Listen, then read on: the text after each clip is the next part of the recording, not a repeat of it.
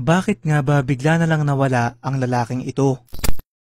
Mga kaibigan, noong 1961, ang lalaking to na nagngangalang Michael Rockefeller ay bigla na lang nawala matapos masira ang sinasakyan nitong bangka sa New Guinea at mapadpad sa isang isla kung saan matatagpuan ang tribo ng Asmat.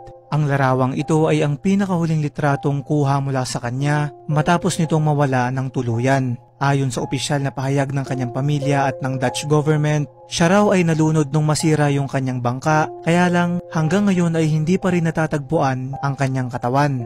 Ayon naman sa research na ginawa ng author na si Carl Hoffman, ay maaari daw na pinatay at kinain siya ng tribo dahil kilala rin sila sa tinatawag na ritual cannibalism kung saan sila ay kumakain ng laman loob ng tao dahil sa kanilang sariling religious practice. Kaya lang ilang taon lang ang makalipas mula nung siya ay mawala, sa isang dokumentary ng National Geographic patungkol sa Asmat Tribe ay naging palaisipan sa mga tao ang larawang ito dahil makikita na tila ba parang may isang lalaki ang kamukhang kamukha ni Michael Rockefeller na para bang siya ay parte na nung tribo. Walang napatunayan sa kahit anong teorya ang ating nabanggit, kaya naman hanggang ngayon ay isa pa ring hiwaga sa ating lahat ang kanyang pagkawala. Ikaw kaibigan, ano sa tingin mo ang nangyari sa kanya?